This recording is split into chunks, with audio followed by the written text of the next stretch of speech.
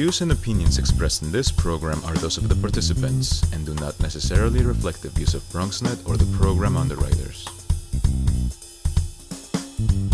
Hello, everyone, and welcome to Open, the one and only show bringing the best of the Bronx, New York, and the world straight to you. I'm Rhina Valentin, your host of Café con Leche every Friday. Here's what's coming up in today's show. Leading things off, we'll sit with award-winning poet Willie Perdomo to discuss his new book entitled The Crazy Bunch. After that, we speak with the creator and cast members from the short horror film Inveigh, and we'll learn more about behind shooting an all Latina and female cast, And then we'll find out what's in store for Fem Flava's annual women's conference event, with this year's theme being Daughter of the Diaspora. And later on in the show, Bobby C brings us up to date with the latest headlines in the world of sports. And lastly, we'll learn about the Accent Dance NYC initiative, bringing diversity through dance to Bronx schools in the community. And we'll even get a performance to close out today's show. So sit back y prepárate. All this and more is headed your way, because now we are officially open.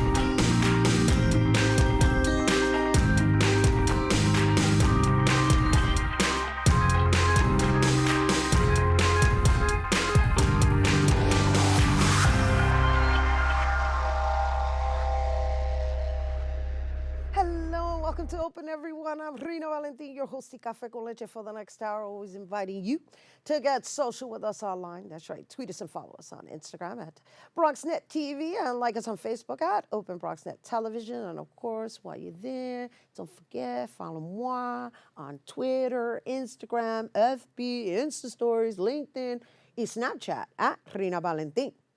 Our first guest is an East Harlem native New Yorker who has made a name for himself within the community and abroad. He's written several books, including the essential hits of Shorty Bon Bon, Smoking Lovely, and Where a Nickel Costs a Dime. He's known for his creative lyrical language, and now he has his fourth book recently released entitled The Crazy Bunch.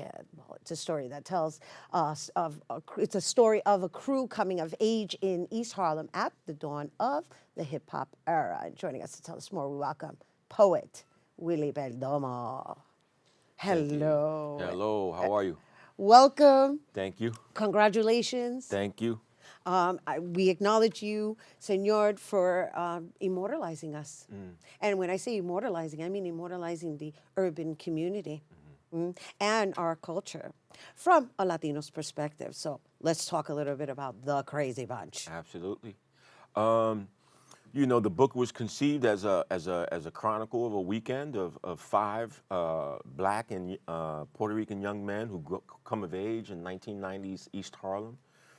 Their lives are transformed by a series of events that are tragic, and there is a series of interviews that happen with an outfit called the Poetry Cops, the Consolidated Poetry Systems. They talk to several members of the crew, and then also some people who are in the periphery. But really, it's just an attempt to capture a moment in time, and also kind of think about the effect that what it felt like to live in somewhat of a war zone in many ways, right? Which is what was a byproduct of the ongoing drug war. Right. But in addition, it was also a way to kind of celebrate the friends I had as a child on Lexington and 122nd in East Harlem. Yeah, we could reminisce about that. Yeah. Right, because I know the Crazy Bunch. Yeah, of course. I saw the Crazy Bunch. I mean, I wasn't technically part of the Crazy Bunch, but I certainly felt like I was part of the Crazy Bunch because we all grew up together, that's what happens. That's right. Well, at least back in the day, right, we had a community of people who are from a certain area, and then we become a street family. Yeah. Right? Yeah. Yeah. And so the beauty of what you have done, Senor, is that the book itself is a poem because of the style in which you chose to capture the story, right? You've got vignettes, you have some spoken word, you have some memoir style.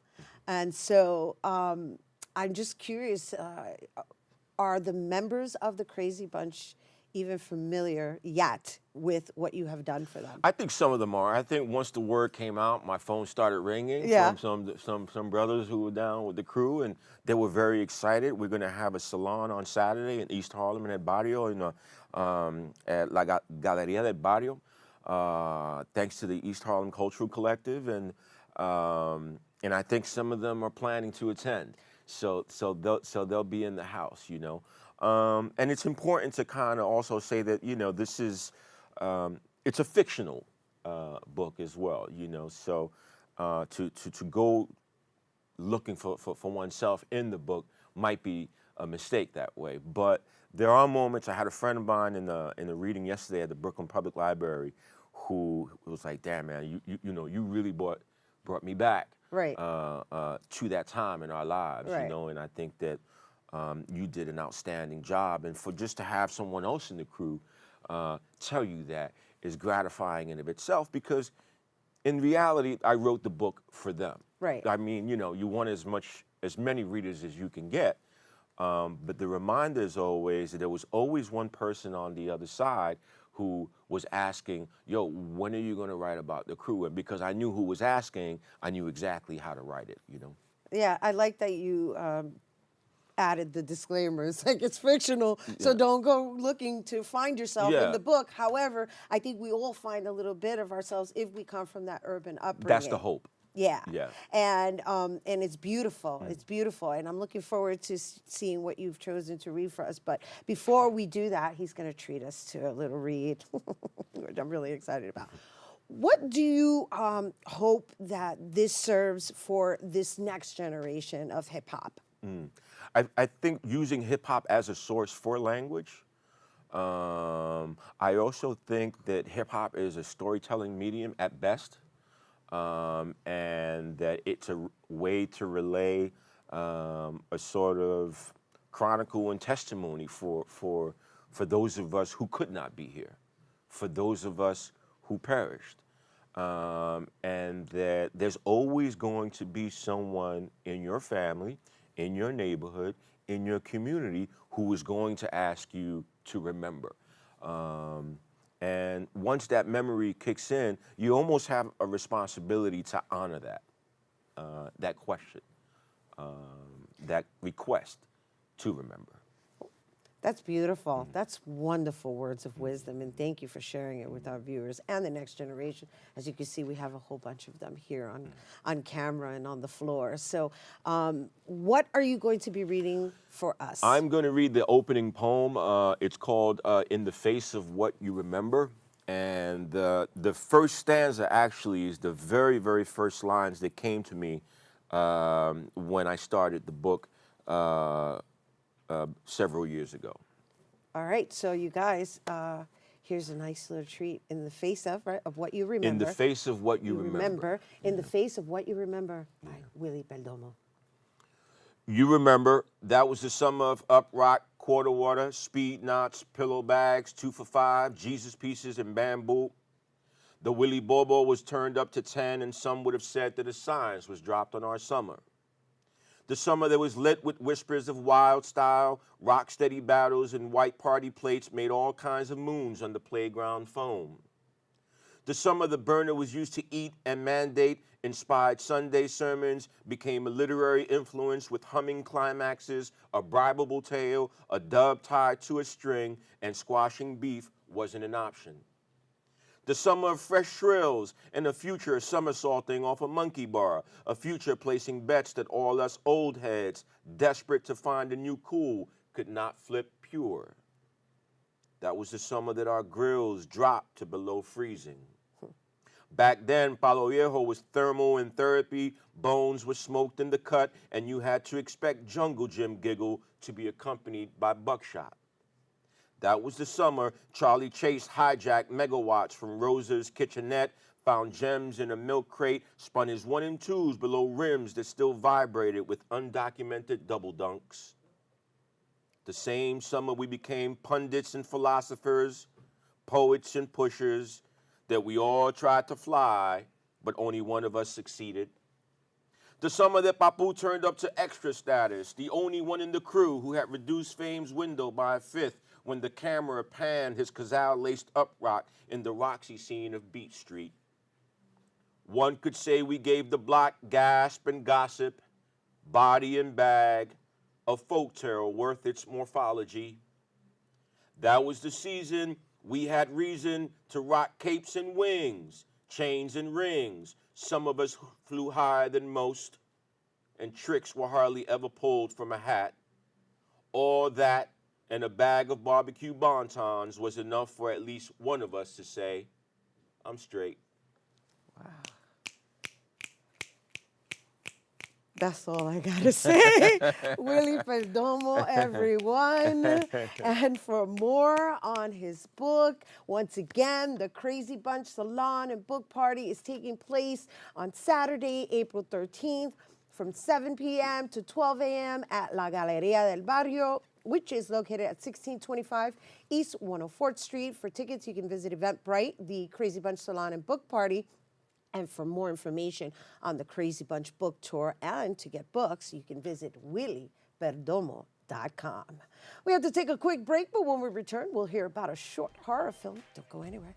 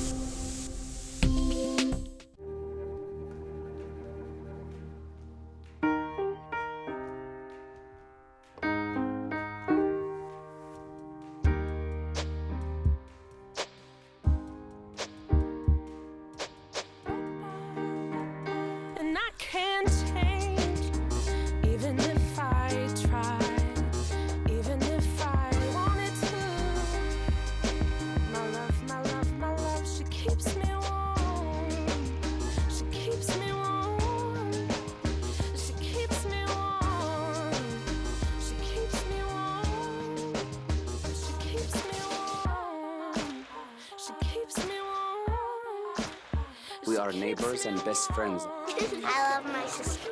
My heart doesn't see race. Love is love. Our family is no less than any other family.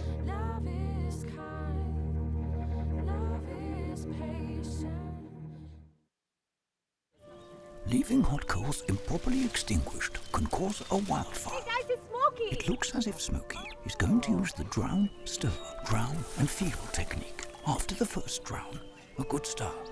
Next, another drink. And finally, a close feel. Is it cool? Okay. Yeah. Hey, Smokey, catch! Oh, my bad, Smokey. Only you can prevent wildfires.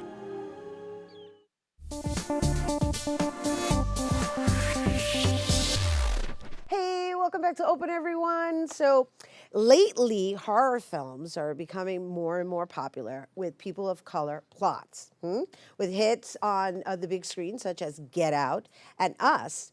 Our next guest decided to create a short horror film with an all-Latina cast that tells an interesting story of a kidnapping. And here now to tell us more behind the making of Inveigh, we welcome director-writer Adam Gonzalez and lead actors Wilma Rivera and Liza Galletti. Hello and welcome. How's it going?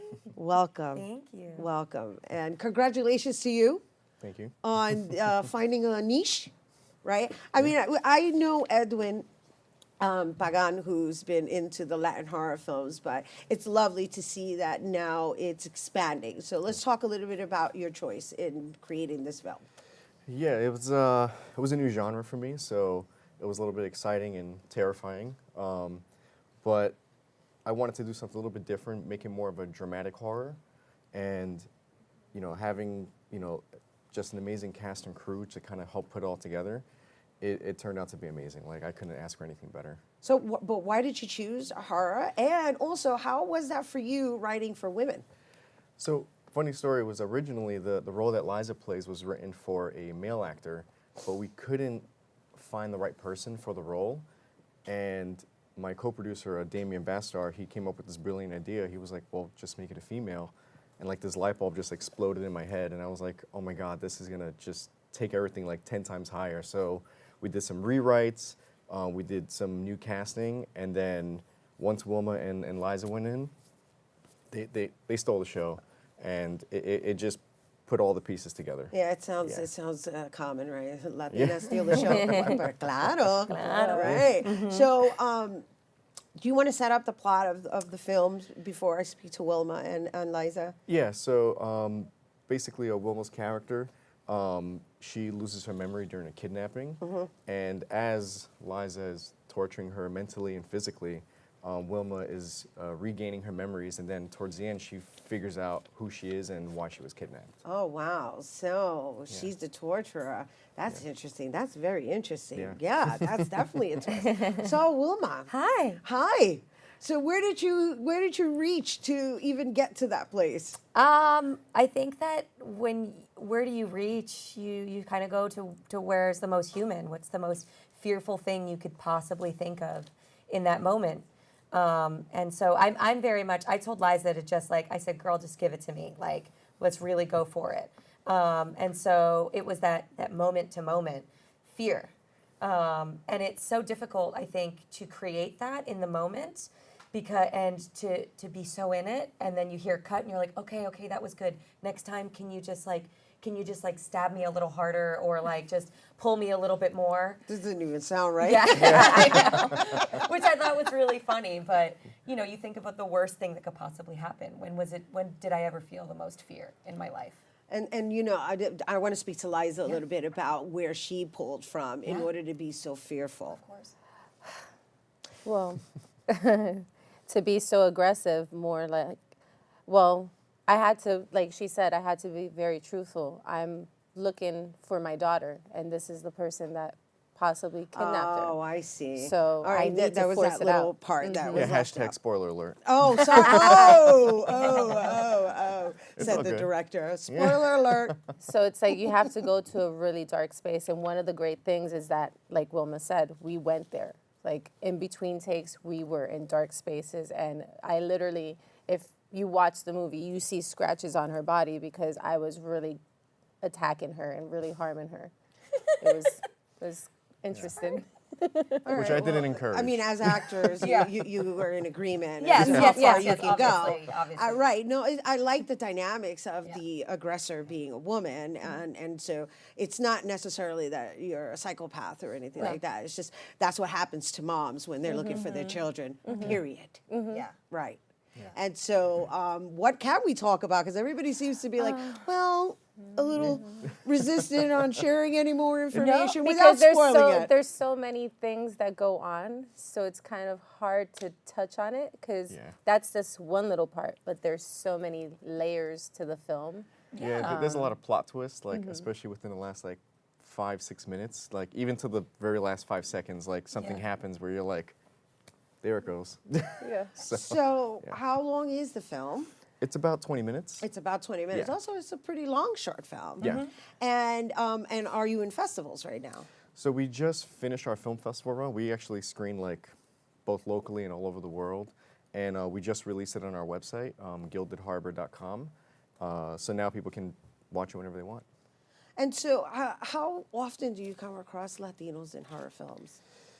I don't think often enough. Not very often enough. I think the beauty of Adam and the work that he's doing, I've had the pleasure of working with him multiple times. I think Liza as well. Yeah. He's awesome. Is that he really is an innovator, not only within Latino horror films, but films in general. Comedy. And, at the Latino Short Film Festival this year, he got to talk about this film, and I was nominated for Best Actress in a short horror film, which was really amazing, thanks to an amazing Congratulations. script. Thank you. And it was just an amazing script, and like how you don't get that so much as a Latino actor and actress, and this is the time. to be a Latino in the industry, to be all different shades of Latino as well. I think I get cast a lot as ethnically ambiguous, but I'm Latina, Puerto Rican, and Cuban, like born and raised. And so it's amazing to see the colors that we all are. We are a beautiful Latino rainbow. I say it all the time. We're the original people One of of the rainbow. things too about Adam is that he also, for women actresses, he writes strong women. Yes, he does. So we're never victims Absolutely. in any of the roles that we have. And that's one of the things that I like about Adam, that every character I've played is strong, funny, smart. Everything a Latina is. Absolutely. Nice. He's got a great wife. Who Yeah, I was reminds him going to of that say, every day. and he must have been raised by really strong women. Yes. Yes. Yeah. I have a lot of good influences. So now that the festivals are over, are you going to be doing screenings, or where can people see the film now? The film right now is on our website, so it's at gildedharbor.com. And we received so much positive input from this that I even want to write a prequel to it. So cool. That might be in the works. I soon. think there's a market for it, and I think you should. Yeah. I think you should. And thank you guys for bringing it here to our viewers. thank And for you. you guys, for more on the Inveigh film, you can visit their website by going to gildedharbor.com/Inveigh-1. All right, we got to take a quick break, but when we return, we'll hear about a women's conference event taking place in the Bronx. Don't go anywhere.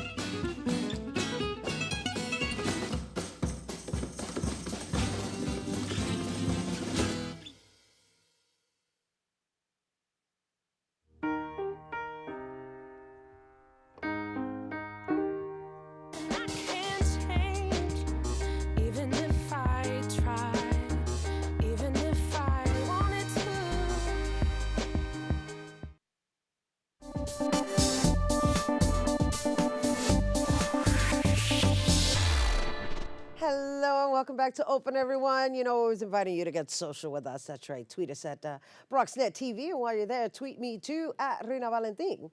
So every year, Fem Flava has an event that honors women of color to educate and build up the community within the diaspora by honoring the culture of African descendants, that's it.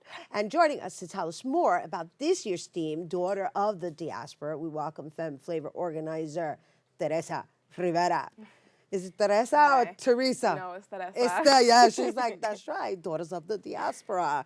Ay, Teresa, I'm so happy to have you here today, and I'm so proud of the work that you are doing.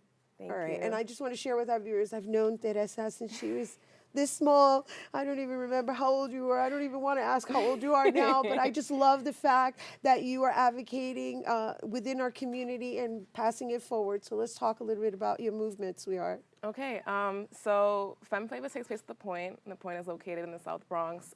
They're a community organization that focuses on empowering the community through the arts and activism. They focus on social and environmental issues. And Fem Flava has been happening, actually this is our 11th year now. I've had the honor of organizing the past 6 years, and the day is just dedicated to women, women-identified people, and creating a space where we can learn together share, grow, just connect. And it is called Fem Flava, and it is Daughters of the Diaspora, but all children of the diaspora are welcome, and there'll be things happening throughout the day that is for everybody. So how do you choose your themes, and where do you find your topics? Really, the themes come from the community. Right. So like last year, our theme was around domestic violence, and it was warriors, healers, and change makers. And this year, even since last year, I've had kind of this draw to do a Daughters of the Diaspora theme, and I feel like this year was it. And it's been great planning. People have been very excited. I feel like we're coming to a point of understanding our history and that we are African descendants, and just what that means and how there is more that connects us than that divides us. And it's important for us to dive into our history and really understand where we come from in order to understand So things walk now. me through a day and what that consists of. Like, and just before we even go there, what is the age range of your participants? Our age range is huge. It's everybody. We have babies there. People bring, we have mothers and families that come, and then we also have the elders. So really everybody, the whole community is out there throughout the day, so it's from 12 to 5. And this year we're starting with a panel. We haven't had a panel in a few years, so we're having a panel with some Daughters of the Diaspora to speak on their experience growing up in New York City. And then we have different performers. Again, all our performers are Daughters of the Diaspora.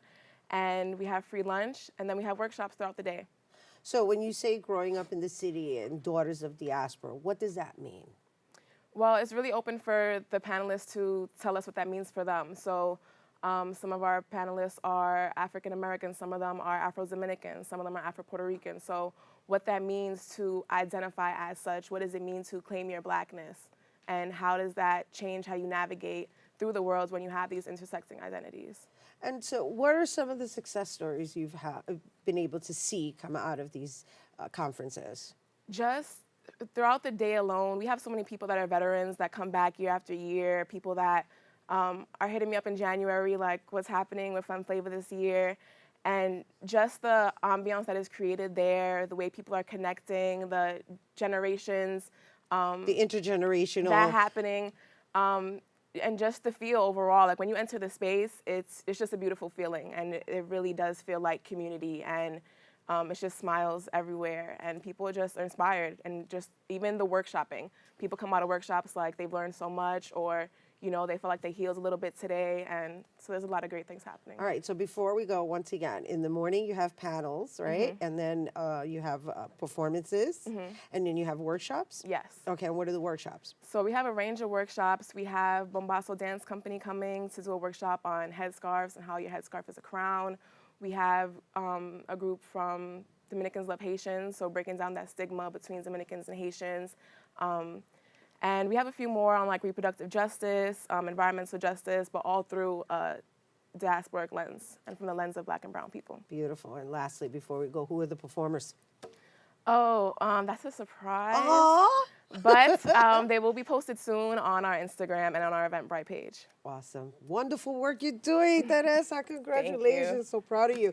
You guys, once again, Fem Flava's Daughter of Diaspora is taking place on May 11th from 12 to 5 at the Point CDC at 940 Garrison Avenue in the Bronx. The event is free, and for more, visit thepoint.org. All right, you guys stay tuned. Bobby C's Weekly Sports Roundup is coming up next. Maybe you can make retirement happen.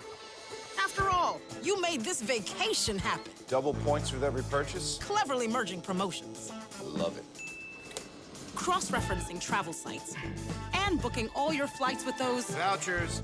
I got us bumped. They were like, oh. But now they're like... Aloha. You aced this vacation. Now get the tips you need to get on track at aceyourretirement.org.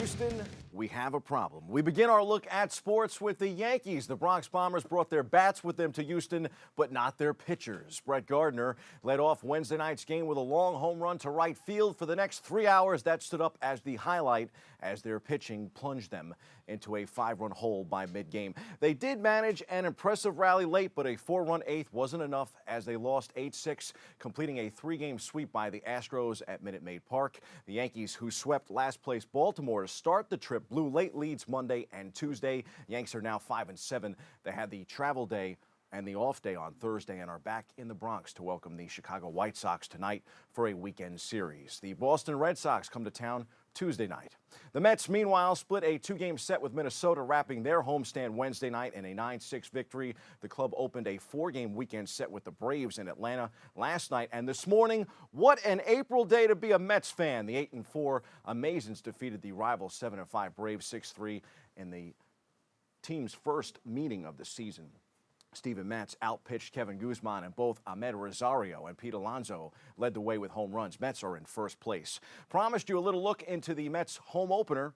That loss stung, but perhaps it helped the team regroup during this latest stretch. We go inside the locker room for more.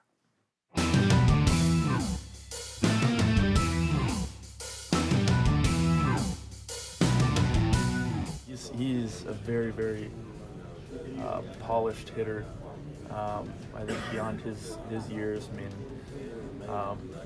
not the best day today, but we all have those days, and for him to get this one out of the way, I think he'll be able to settle in a little bit more on Saturday. I mean, every day here in the big leagues is a dream for me, and it's extremely special, especially the reception I've got from the fans, and I couldn't ask for more. I mean, I feel really blessed and very lucky. I thought it was good energy. I think you got to give credit to their pitcher. Great pitcher, and he had really good stuff tonight. He was executing pitches at the bottom of the zone, keeping us off kilter, and they just beat us. I thought our starter pitched a heck of a game as well and kept us in the game, gave us a chance to win. We just didn't get the big hits at the right time today. On the ice, the Islanders made a triumphant return to the postseason at Nassau Coliseum Wednesday night. Josh Bailey swooped in and knocked in a rebound into the net to send the New York Islanders home with a win. Bailey scored at 4:39 of the extra period, and the Islanders beat the Pittsburgh Penguins 4-3 on Wednesday night in the opener of their Eastern Conference first-round playoff series. That series continues tonight in Uniondale. Game 2. The Brooklyn Nets will get down to business tomorrow. The NBA playoff schedules are out, and the Nets will face the 76ers in Game 1 Saturday afternoon in Philadelphia. Game tips at 2:30 p.m. The Nets' first playoff home game in 4 years will be next Thursday, April 18th. Time for some quick hitters from around the world of sports. I love when I'm right. Okay, I guess I'm only good when I have 50-50 odds. Virginia will be remembered for its epic failures no more. Confetti fell on the Cavaliers after a classic championship game that far exceeded expectations for offensive firepower. Virginia got off the final rounds in an 85-77 overtime victory over Texas Tech. Classic game. Congrats to New Rochelle native Ty Jerome and Virginia on winning it all. Ty, I'll see you in the NBA. We won't see Chris Mullen in the head coach's chair at St. John's anymore, and that's a shame. Mullen cited the passing of his brother as the reason for stepping away. Arizona State's Bobby Hurley won't be taking the gig, but Iona's Tim Cluse very well could. Tiger Woods began his 22nd Masters yesterday morning, just 2 years after believing he was done with golf. Although Woods has acknowledged previously that he was in bad shape physically because of back issues, he dropped a couple of previously undisclosed tidbits. He said he attended a 2017 dinner with past Masters champions needing a nerve blocker to deal with the pain, and that he left immediately afterward to visit a specialist in London, leading a few weeks later to the spinal fusion surgery that eventually allowed him to resume his career. Now he is among the favorites to win the Masters. Time changes a lot. A lot has changed since Dustin Poirier submitted Max Holloway in the first round of a featherweight bout at UFC 143 in 2012. The 20-3 Holloway became a featherweight champion and has turned into one of the best pound-for-pound fighters in the world. At age 27, he's already working on legacy fights and will attempt to claim an interim lightweight title against Poirier at UFC 236 in Atlanta. That is UFC's main event this Saturday night. The Alliance of American Football is no more, of course, following the financial implosion of the 44 players from the 8-team league have signed with the NFL teams over the last week. The fact that so many of these players quickly landed in the NFL underscores the reality that securing the ability to borrow NFL players who sign future deals after the end of a given season would have done little or nothing to save the AAF. Indeed, the AAF already had 44 bottom of the roster NFL players on its teams, and it didn't matter, because the league ultimately failed because it didn't have sufficient funding, of course. Magic Johnson ultimately failed in the Lakers front office because he didn't have time for the job. Magic's abrupt retirement leaves a big hole in the Lakers front office, both in terms of his job and in terms of his larger-than-life personality that helped make him an icon in L.A. Jeannie Buss, the Lakers' lead owner, needs to be bold and find an elite, experienced GM, team president to take over Magic's actual job with the franchise. On the ice, the New Jersey Devils are searching for their first pick. The Devils won the NHL draft lottery on Tuesday night for the second time in 3 years. New Jersey had an 11.5% chance to win the top pick. The franchise also picked first in 1979 and in 2017. The New York Rangers drew the second pick in this year's draft, followed by the Chicago Blackhawks. The Rangers were most likely to pick number 6 before the lottery, which turned in their favor. The same could be said for the Blackhawks, who were in the 12th spot before their improbable jump into the top 3 picks in the lottery. Them's the breaks, sometimes good, sometimes bad. That's the story for Luis Severino and the Yankees. The staff ace won't be back on the mound anytime soon. An MRI on Tuesday revealed that he has a grade 2 lat strain and will not throw for at least 6 more weeks. Severino was sidelined to start this season due to inflammation in his right shoulder and missed opening day, where he was slated to kick off the Yankees season. The lat strain, however, is a separate issue, which the team believes he sustained while attempting to rehab his initial shoulder injury. In the NFL, the New York Giants have a new deal for up-and-coming wideout Sterling Shepard. The G-men are finalizing a 4-year, $41 million pact with Shepard. The deal includes $21.3 million in guaranteed money. According to ESPN, Shepard, a second-round pick out of Oklahoma in 2016, set career highs last season with 66 catches for 872 yards. He has started 43 games with the Giants, catching 190 passes for 2,286 yards and 14 touchdowns. Congrats to him. Show me the money. And how about one final look at what went down during WrestleMania week in New York? Roll them. Check this out. Now, what makes WrestleMania the best day in sports? Oh, man, it's just the fans. Being with the fans, talking wrestling, talking old school wrestling, to the Macho Mans, to the Hulk Hogans, to the John Cena's, the Rocks, to the Seth Rollins today. I've been a fan ever since I was a little kid. I'll probably be a fan until I die. I love WrestleMania. I love WWE. And it's like the logo says, then, now, and forever. Now, is it fair to say that professional wrestling is the craziest sport there is? Craziest sport? Could be. It could be. Craziest fans. Craziest fans, yes. The experience is amazing. We've been to a lot of Monday Night Raws and all that, so going there, being amongst fans, being amongst the wrestlers, how they interact with fans, it's an amazing experience. So it's not about WrestleMania. It's not about sitting in a stadium for 8 hours watching them do the same spots that they do year-round. It's about, like he said, seeing people with the belts and the shirts and dressing up as their favorite characters. That's what WrestleMania is all about. You have Comic-Con, right? Well, this is ours. We all get together and we can all talk about wrestling because that's what we love to do. Awesome event and awesome week. Same could be said for this coming weekend in Austin, Texas. It's nearly impossible to say Circuit of the Americas and MotoGP in the same sentence without mentioning Marc Marquez. Since the Formula One circuit in Austin, Texas joined the MotoGP Championship in 2013, the Repsol Honda pilot has been the lone star. Marquez has claimed all 6 wins from pole. The Spaniard had not just dominated in Austin, he won every MotoGP round he raced on American soil, including 3 wins at Laguna Seca and 1 at Indianapolis. To add to those stats of winning all 10 MotoGPs he raced in America, he also claimed pole at 9 of those. This year's installment goes down on Sunday in Austin. I'll take Valentino Rossi for the win. He made the podium last time out and could actually challenge again this weekend. Got to go with those old guys, IndyCar will be in Long Beach this weekend. We are less than a month away from the IndyCar Grand Prix, which means the Indianapolis 500 is on the way too. NASCAR announced that today's Monster Energy NASCAR Cup Series Busch Pole qualifying session at Richmond Raceway will see the first 2 rounds shortened from 10 minutes to 5. The first round will see all cars go out in a group style for a lap or laps, with the top 24 moving to round 2. The top 12 from round 2 will move on to the final round, which is also 5 minutes in length.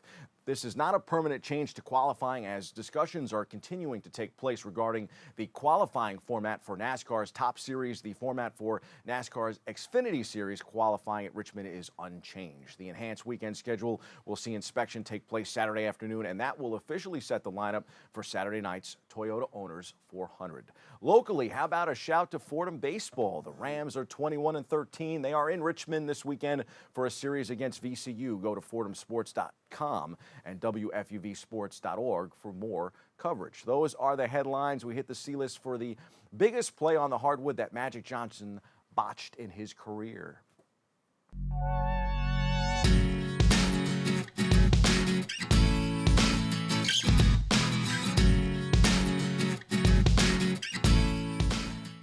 Between the lines, getting LeBron James was a huge score for Magic Johnson. It didn't pay dividends for Magic and the LA Lakers in the first year, but despite missing the playoffs again, it doesn't mean that it won't long term. The jury is still out on LeBron in LA. He easily could be the Michael Jordan version from the Washington Wizards, even if his stats at this point in his career say otherwise. While the jury remains out on the King in LA, from a Magic perspective, it certainly looks like Johnson provided one of his biggest assists to the Brooklyn Nets in being what appears to be wrong about D'Angelo Russell. Now, I don't think he was wrong about deloading's maturity at that point, but again, Russell was 19 and in LA. He's 23 now and in New York, Brooklyn to be exact, and the Nets star is the main reason why they're heading to the playoffs.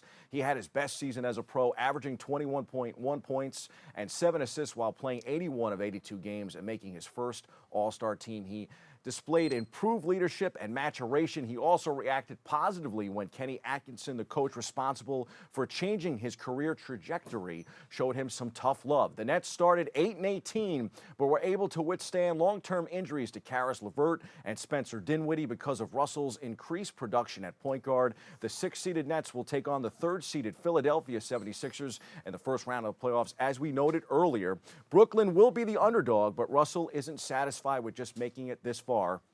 The Nets will ultimately have a significant decision to make on Russell, who is set to become a restricted free agent at season's end. Hopefully, Sean Marks and the Nets brass won't make the same mistake Magic Johnson did.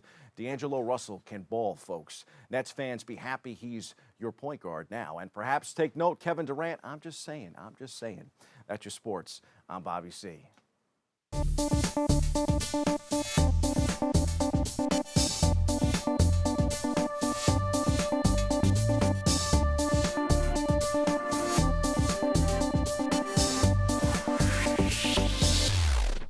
Patriotism. It inspires passionate debate. It's worn like a badge of honor with good reason, because it means love and devotion for one's country. But what really makes up this country of ours? It's the people. To love America is to love all Americans. This year, patriotism shouldn't just be about pride of country. It should be about love. Love beyond age, sexuality, disability, race, religion, and other labels. Because love has no labels.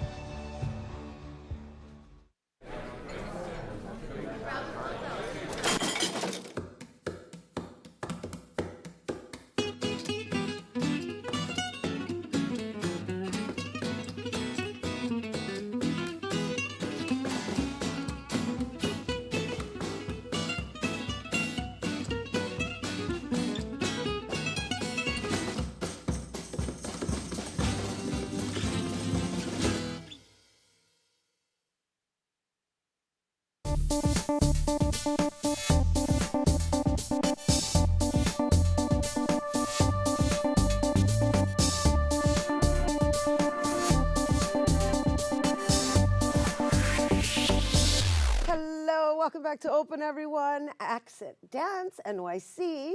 It's a new arts initiative bringing diversity by way of dance to the New York City public schools. Led by a team of multicultural and multidisciplinary performance artists from U.S., Cuba, Spain, Colombia, Argentina, Haiti, and beyond, they've been able to leave an impact on the students of New York. And here now to share more, we welcome Accent Dance NYC founder and director, Andrea Ziegelman. hello, hello, and thank you. Thank you for having us. We're so excited to be here. You know why I said thank you?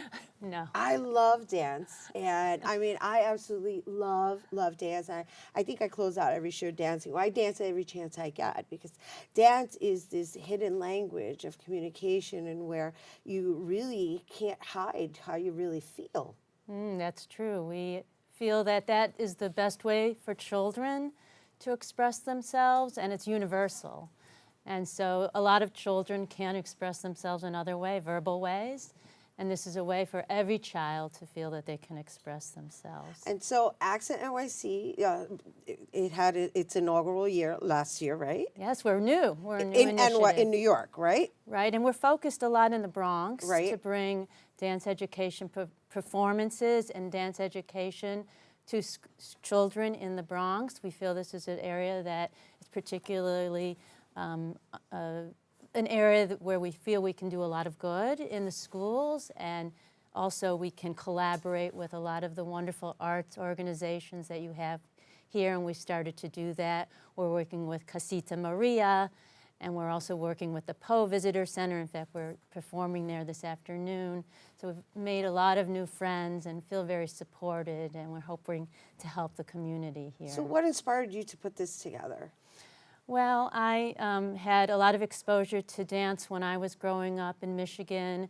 I come from a family of musicians and dancers, and I felt that I had that experience and that it was really important for me to be able to give back to the community what I had as a child, and that every child should have the experience to have art in their life. And really, art is about the power and beauty of it. The power and beauty of that expression. And since I had it, I want to give that to other people. Yeah, you know, it's a shame, right, that the DOE doesn't really grasp the importance of how that style of learning is also a contribution to every human being's development. It's a different style of learning, right? Which is why you've implemented these into the public schools. And so, coming from Detroit and now working in the Bronx, where do you find the similarities and differences? Well, they're really similar places in some ways. It's an urban culture, and there's a lot of music history in, as you know, in Detroit, Motown. I grew up with Motown, and I feel that the Bronx, too, has its own culture and music history, and it's a very rich cultural place. So there's sister cities as far as I'm concerned, so there's a connection that way. So I felt like bringing it to the Bronx was like bringing a piece of home here.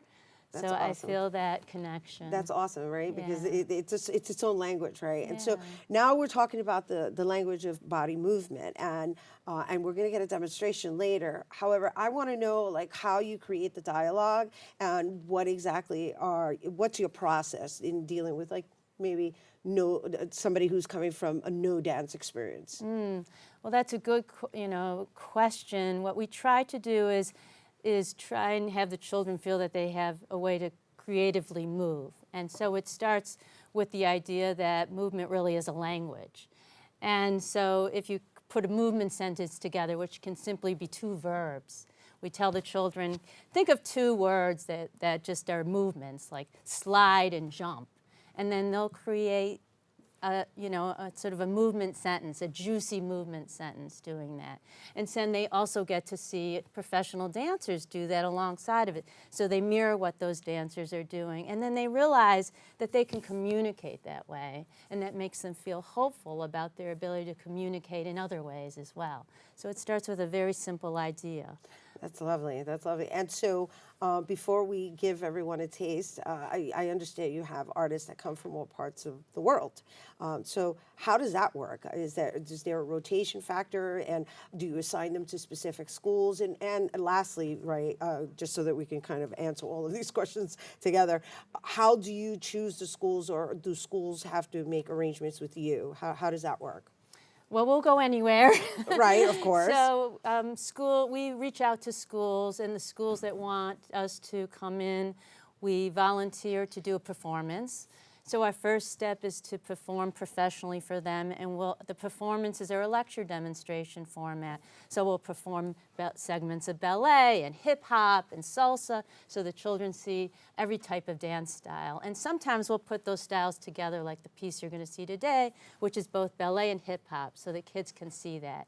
And if the school is interested in what we do, then we'll try and do a dance residency and work with the children on a weekly basis.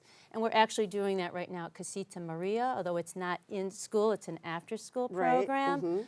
But we're working there every week with the well, kids. Casita Maria is Right. a really huge cultural institution Right. here in the Bronx. So they're we're lovely. thrilled. They're a lovely institution to have a partnership with. And so the other question that I had asked was your teaching artists, because they come from different parts of the world, and they're also performers themselves. How do you do that? How do you work that rotation out? Is it according to assignment? Is it according to the storytelling style? I'm just curious. Well, we work as a collaborative group, so nobody's in charge. We're all together deciding what works best. And somehow that process works really well with us, that nobody is sort of dictating to someone else.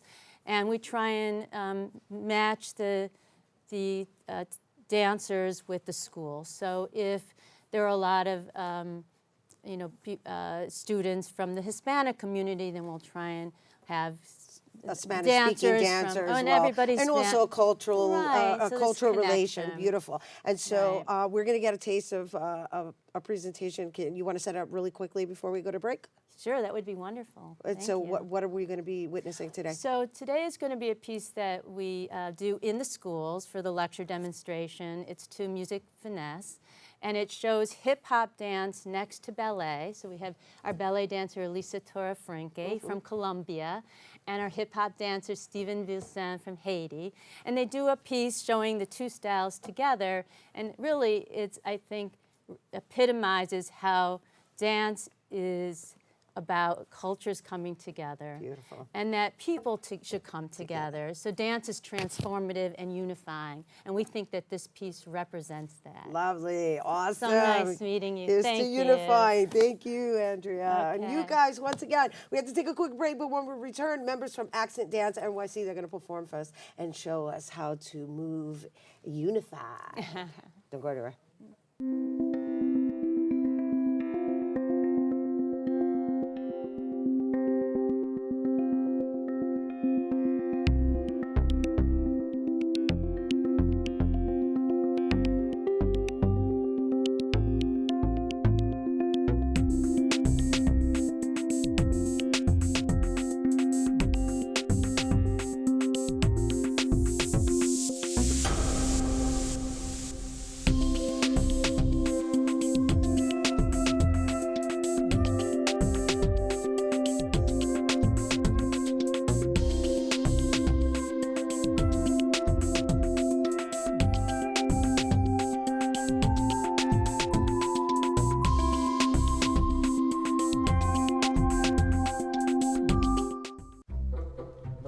They call me Maxie, but I prefer tripod.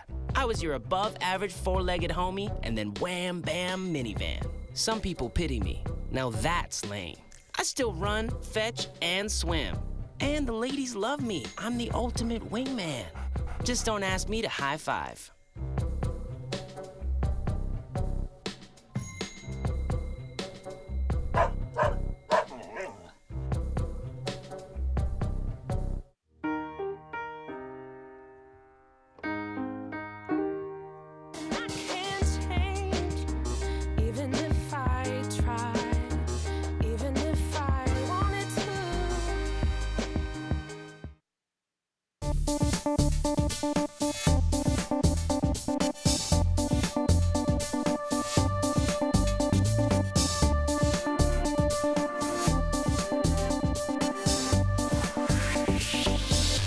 Hey, welcome back, everyone. It's now time for this week's Open Artist Spotlight.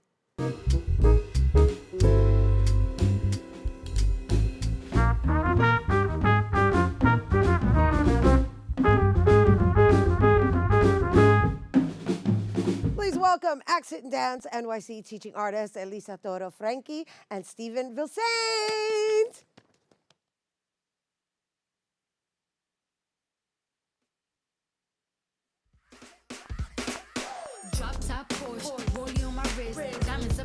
chain.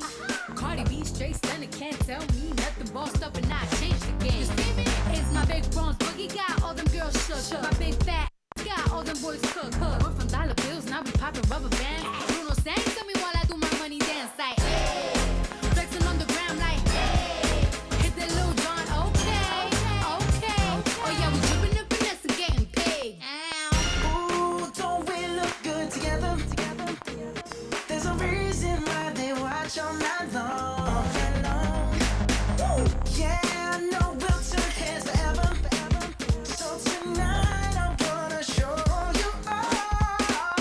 When I walk with you, I watch the whole room change.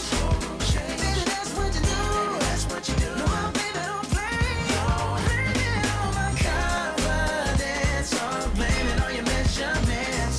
Shut it down on sight. That's right. We out here dripping in finesse.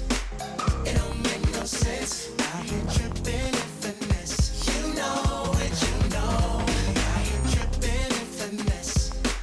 It don't make no sense. Out here dripping in finesse. You know it, you know it. Fellas, grab your ladies if your lady fine. Tell her she the one for life. Ladies, grab your fellas and let's do this right. If you own one like me and mine. Yeah, we got it going on. Don't it feel so good to be us? Yeah, we got it going on. Yeah, Girl, we got it going on. yeah, we got it going on. Don't it feel so good to be us? Yeah, we got it going on. We out here dripping in finesse. It don't make no sense. Out here dripping in finesse. You know it, you know. Dripping in finesse with my bitch.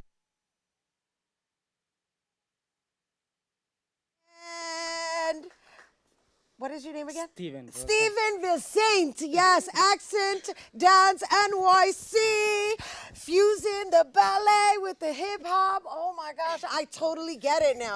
All right, you guys need to catch your breath. We're good. All right, so how long you been with Accent NYC? Accent Dance NYC? I can say approximately a year. A year? And you? I was with Andrea from the beginning of the project, from the beginning of the idea, since starting 2018 to be exact. All right, and so you guys are with it till the end. And yeah, just dealing with the next generation. I'm gonna let you catch your breath. That was lovely. Everybody was dancing on the sidelines, and hopefully we'll dance towards the end of the show. And thank you for being here on our set. Once again, Accent Dance NYC Community Performances is gonna be held at the Poe Visitor Center April 12th and the Bronx Heritage Music Center on June 15th. And for more information, you can visit accent.dance. That is our show today, mi gente. Thanks to all our guests for coming through and to you, our viewers, for tuning in. If you missed any part of the show, you can check out the recablecast tonight and 24 hours a day at BronxNet.tv. I'm Rhina Valentin. And from all of us here at Open, may the universe provide paz, prosperity, y amor, and happy National Poetry Month. Yeah.